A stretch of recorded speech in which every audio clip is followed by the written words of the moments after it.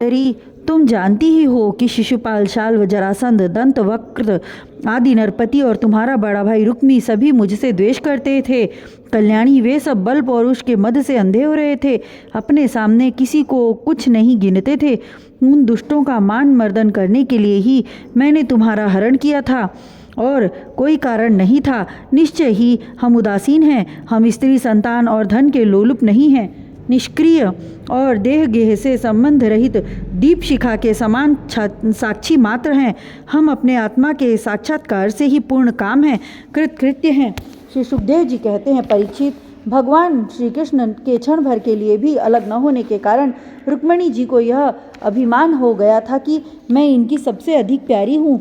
इसी गर्व की शांति के लिए इतना कहकर भगवान चुप हो गए। परीक्षित, जब रुक्मिणी जी ने अपने परम प्रियतम पति त्रैलोकेश्वर भगवान को की यह अप्रिय वाणी सुनी, जो पहले कभी नहीं सुनी थी, तब वे अत्यंत भयभीत हो गईं। उनका हृदय धड़कने लगा। वे रोते रोते चिंता के अगाध समुद्र में डूबने उतराने लगीं। वे अपने कमल के समान कोमल और नखों की लालिमा से कुछ कुछ लाल प्रतीत होने वाले चरणों से धरती कुरेदने लगीं। अंजन से मिले हुए काले काले आंसू केसर से रंगे हुए वक्षस्थल को धोने लगे। मुंह नीचे को लटक गया। अत्यंत दुख के कारण उनकी वाणी रुक गई और वे ठिठक की सी रह गई। अत्यंत व्यथा, भय और शोक के कारण विचार शक्ति लुप्त हो गई। वियोग की संभावना से वे तत्क्षण इतनी दुर्बल हो गईं कि उनकी कलाई का कंगन तक खिसक गया, हाथ का चंवर गिर पड़ा। बुद्धि की विकलता के कारण वे एकाग्र अचेत हो गईं। केश बिखर गए और वे वायु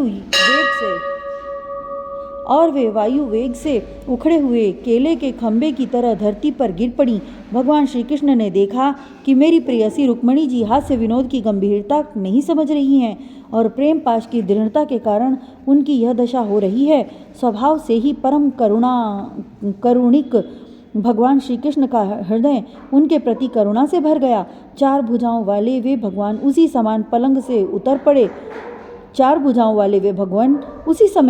उतर पड़े और रुक्मिणी जी को उठा लिया और उनके खुले हुए केशपाशों को बांधकर अपने शीतल कर कमलों से उनका मुंह पोंछ दिया। भगवान ने उनके नेत्रों के आंसू और शोक के आंसुओं से भीगे हुए स्तनों को पोंछकर अपने प्रति अनन्य प्रेम भाव रखने वाली उन सती रुक्मिणी जी को बाहों में भरकर छाती से लगा लिया। भगवान श्री कृष्ण समझाने बुझाने में बड़े कुशल और अपने प्रेमी भक्तों के एकमात्र आश्रय हैं। जब उन्होंने देखा कि हास्य की गंभीरता के कारण रुक्मिणी जी की बुद्धि चक्कर में पड़ गई है और वे अत्यंत दीन हो रही हैं, तब उन्होंने इस अवस्था के आरोग्य अपनी प्रेयसी रुक्मिणी जी को समझाया। भगवान श्री कृष्ण ने कहा, विदर्भ नंदिनी, तुम मुझसे बुरा मत मानना, मुझसे रूठना नहीं। मैं जानता हूँ कि तुम एकमात्र मेरे ही प्राण हो। मेरी प्रिय सहचरी, तुम्हारी प्रेम भरी बातें सुनने के लिए ही मैंने हंसी हंसी में यह चलना की थी। मैं देखना चाहता था कि मेरे यों कहने पर तुम्हारे लाल लाल होठ प्रणय कोप से किस प्रकार फड़कने लगते हैं। तुम्हारे कटाक्ष पूर्वक देखने से नयनों में कैसी लाली छा जाती है और भौहें चढ़ जाने के कारण तुम्हारा मुंह कैसा सुंदर लगता है। मेरी परम प्रिय सुंदरी, घर के काम धंधों में रात दिन लगे रहने वाले गृहस्थों के लिए घर गृहस्थी में इतना ही तो परम लाभ है कि अपनी प्रिय अर्धांगिनी के साथ हास परिहास करते हुए कुछ घड़ियां सुख से बिता ली जाती हैं। श्री सुखदेव जी कहते हैं, हे राजन, जब भगवान श्री कृष्ण ने अपनी प्राण प्रिया को इस प्रकार समझाया बुझाया, तब उन्हें इस बात का विश्वास हो गया कि मेरे प्रियतम ने केवल परिहास में ही ऐसा कहा था। अब उनके हृदय से यह भय जाता रहा कि प्यारे हमें छोड़ देंगे। परीक्षित, अब वे सलज्ज हास्य और प्रेम पूर्ण मधुर चितवन से पुरुष भूषण भगवान श्री कृष्ण का मुख अरविंद निरखती हुई उनसे कहने लगी। रुक्मिणी जी ने कहा, कमल नयन, आपका यह कहना ठीक है कि ऐश्वर्य आदि समस्त गुणों से युक्त अनंत भगवान के अनुरूप मैं नहीं हूँ। आपकी समानता मैं किसी प्रकार नहीं कर सकती। कहाँ तो अपनी अखंड महिमा में स्थित तीनों गुणों के स्वामी तथा ब्रह्मा आदि देवताओं से सेवित आप भगवान, और कहाँ तीनों गुणों के अनुसार स्वभाव रखने वाली गुणमयी प्रकृति मैं। जिसकी सेवा कामनाओं के पीछे भटकने वाले अज्ञानी लोग ही करते हैं। भला मैं आपके समान कब हो सकती हूँ? स्वामिन, आपका यह कहना भी ठीक ही है कि आप राजाओं के भय से समुद्र में आ छिपे हैं, परंतु राजा शब्द का अर्थ पृथ्वी के राजा नहीं, तीनों गुण रूप राजा हैं। मानो आप उन्हीं के भय से अंतःकरण रूप समुद्र में चैतन्य घन अनुभूति स्वरूप आत्मा के रूप में विराजमान रहते हैं। इसमें संदेह नहीं कि आप राजाओं से बैर रखते हैं, परंतु वे राजा कौन हैं? यही अपनी दुष्ट इंद्रियां, इनसे तो आपका वैर है ही। और प्रभो, आप राज सिंहासन से रहित हैं, यह भी ठीक ही है, क्योंकि आपके चरणों की सेवा करने वालों ने भी राजा के पद को घोर अज्ञानांधकार समझकर दूर से ही दुत्कार रखा है। फिर आपके लिए तो कहना ही क्या है। आप कहते हैं कि हमारा मार्ग स्पष्ट नहीं है और मैं लौकिक पुरुषों जैसा आचरण भी नहीं रखते। यह बात भी निसंदेह सत्य है, क्योंकि जो ऋषि मुनि आपके पाद पद्मों का मकरंद रस सेवन करते हैं, उनका मार्ग भी अस्पष्ट रहता है और विषयों में उलझे हुए नर पशु उनका अनुमान भी नहीं लगा सकते। और हे अनंत, आपके मार्ग पर चलने वाले आपके भक्तों की भी चेष्टाएं जब प्रायः अलौकिक ही होती हैं, तब समस्त शक्तियों और ऐश्वर्यों के आश्रय आपकी चेष्टाएं अलौकिक हों, इसमें तो कहना ही क्या है। आपने अपने को अकिंचन बतलाया है, परंतु आपकी अकिंचनता दरिद्रता नहीं है। उसका अर्थ यह है कि आपके अतिरिक्त और कोई वस्तु न होने के कारण आप ही सब कुछ हैं। आपके पास रखने के लिए कुछ नहीं है, परंतु जिन ब्रह्मा आदि देवताओं की पूजा सब लोग करते हैं, भेंट देते हैं, वे ही लोग आपकी पूजा करते रहते हैं। आप उनके प्यारे हैं और वे आपके प्यारे हैं। आपका यह कहना भी सर्वथा उचित है कि धनाढ्य लोग मेरा भजन नहीं करते। जो लोग अपनी धनाढ्यता के अभिमान से अंधे हो रहे हैं और इंद्रियों को तृप्त करने में ही लगे हैं, वे न तो आपका भजन सेवन ही करते हैं और न तो यह जानते हैं कि आप मृत्यु के रूप में उनके सिर पर सवार हैं। जगत में जीव के लिए जितने भी वांछनीय पदार्थ हैं, धर्म, अर्थ, काम, मोक्ष, उन सब के रूप में आप ही प्रकट हैं। आप समस्त वृत्तियों, प्रवृत्तियों, साधनों, सिद्धियों और साध्यों के फल स्वरूप हैं। विचारशील पुरुष आपको प्राप्त करने के लिए सब कुछ छोड़ देते हैं। भगवान, उन्हीं विवेकी पुरुषों का आपके साथ संबंध होना चाहिए। जो लोग स्त्री पुरुष के सहवास से प्राप्त होने वाले सुख या दुख के वशीभूत हैं, वे कदापि आपका संबंध प्राप्त करने योग्य नहीं हैं। यह ठीक है कि भिक्षुकों ने आपकी प्रशंसा की है, परंतु किन भिक्षुकों ने? उन परम शांत सन्यासी महात्माओं ने आपकी महिमा और प्रभाव का वर्णन किया है, जिन्होंने अपराधी व्यक्ति को भी दंड न देने का निश्चय कर लिया है। मैंने अदूरदर्शिता से नहीं, इस बात को समझते हुए आपका वर्णन किया है कि आप सारे जगत के आत्मा हैं और अपने प्रेमियों को आत्मदान करते हैं। मैंने जानबूझकर उन ब्रह्मा और देवराज इंद्र का भी इसीलिए परित्याग कर दिया है कि आपकी भौहों के इशारे से पैदा होने वाला काल अपने वेग से उनकी आशा अभिलाषाओं पर पानी फेर देता है। फिर दूसरों की शिशुपाल, दंतवक्र या जरासंध की तो बात ही क्या है। सर्वेश्वर आर्यपुत्र, आपकी यह बात किसी प्रकार युक्ति संगत नहीं मालूम होती कि आप राजाओं से भयभीत होकर समुद्र में आ बसे हैं, क्योंकि आपने केवल अपने शार्ंग धनुष के टंकार से मेरे विवाह के समय आए हुए समस्त राजाओं को भगाकर अपने चरणों में समर्पित मुझ दासी को उसी प्रकार हरण कर लिया, जैसे सिंह अपनी कर्कश ध्वनि से वन पशुओं को भगाकर अपना भाग ले जावे। कमल नयन, आप कैसे कहते हैं कि जो मेरा अनुसरण करता है उसे प्रायः कष्ट ही उठाना पड़ता है। प्राचीन काल के अंग, पृथु, भरत, ययाति और गय आदि जो बड़े बड़े राजेश्वर अपना अपना एक छत्र साम्राज्य छोड़कर आपको पाने की अभिलाषा से तपस्या करने वन में चले गए थे, वे आपके मार्ग का अनुसरण करने के कारण क्या किसी प्रकार का कष्ट उठा रहे हैं?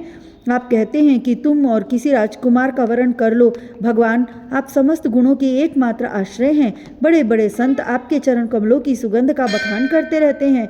उनका आश्रय लेने मात्र से लोग संसार के पाप ताप से मुक्त हो जाते हैं। लक्ष्मी सर्वदा उन्हीं में निवास करती है।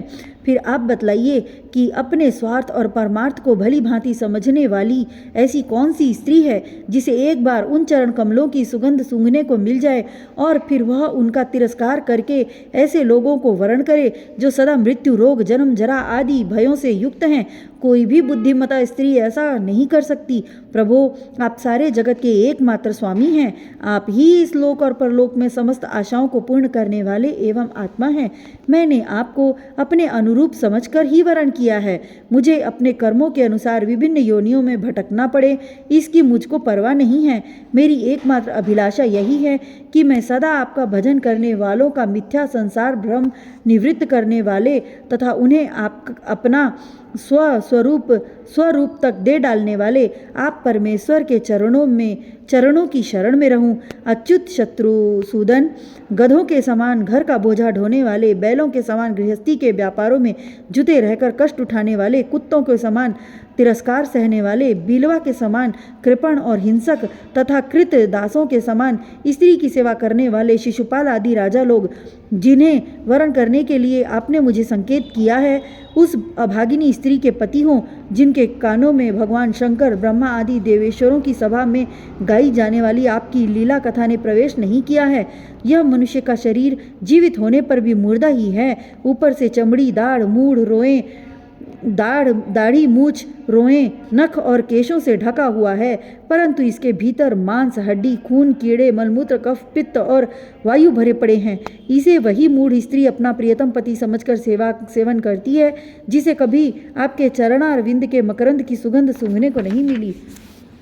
कमल नयन, आप आत्माराम हैं, मैं सुंदरी अथवा गुणवती हूँ, इन बातों पर आपकी दृष्टि नहीं जाती, अतः आपका उदासीन रहना स्वाभाविक है। फिर भी आपके चरण कमलों में मेरा सुदृढ़ अनुराग हो, यही मेरी अभिलाषा है। जब आप इस संसार की अभिवृद्धि के लिए उत्कट रजोगुण स्वीकार करके मेरी ओर देखते हैं, तब वह भी आपका परम अनुग्रह ही है। मधुसूदन, आपने कहा कि किसी अनुरूप वर को वरण कर लो। मैं आपकी इस बात को भी झूठ नहीं मानती, क्योंकि कभी कभी एक पुरुष द्वारा जीती जाने पर भी काशी नरेश की कन्या अम्बा के समान किसी की दूसरे पुरुष में प्रीति रहती है।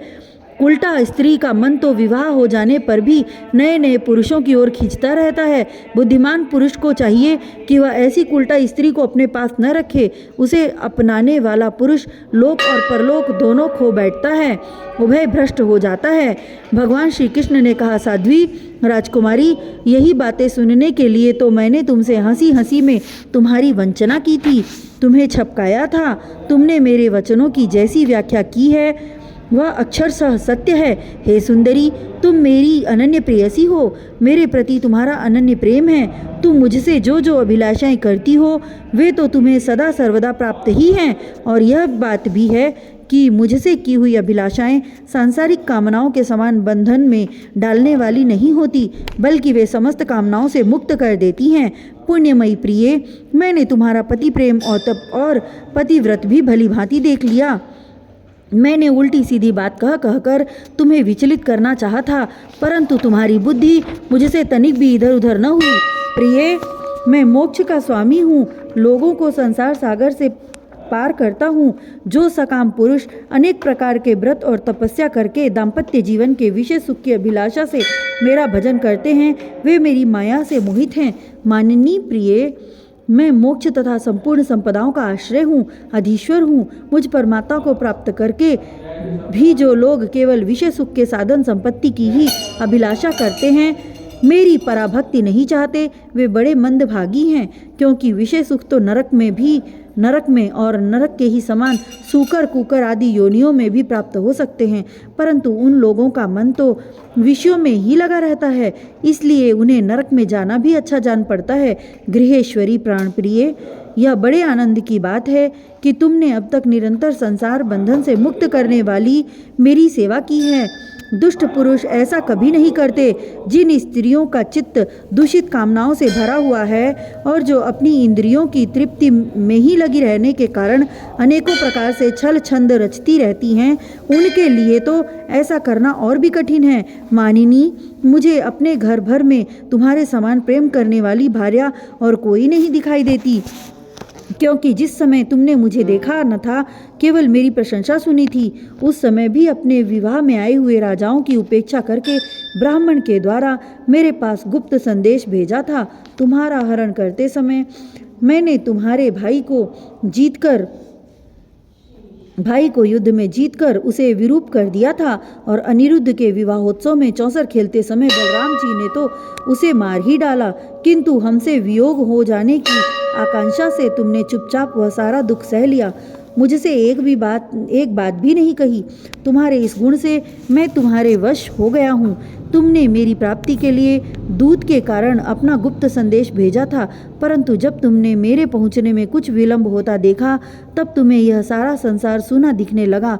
उस समय तुमने अपना यह सर्वांग सुंदर शरीर किसी दूसरे के योग्य न समझकर इसे छोड़ने का संकल्प कर लिया था। तुम्हारा यह प्रेम भाव तुम्हारे ही अंदर रहे, हम इसका बदला नहीं चुका सकते। तुम्हारे इस सर्वोच्च प्रेम भाव का केवल अभिनंदन करते हैं। श्री सुखदेव जी कहते हैं, परीक्षित, जगदीश्वर भगवान श्री कृष्ण आत्माराम हैं। वे जब मनुष्यों की सी लीला कर रहे हैं, तब उनमें दाम्पत्य प्रेम को बढ़ाने वाले विनोद भरे वार्तालाप भी करते हैं, और इस प्रकार लक्ष्मी स्वरूपिणी रुक्मणी जी के साथ विहार करते हैं। भगवान श्री कृष्ण समस्त जगत को शिक्षा देने वाले और सर्वव्यापक हैं। वे इस प्रकार दूसरी पत्नियों के महलों में भी गृहस्थों के समान रहते और गृहस्थोचित धर्म का पालन करते थे।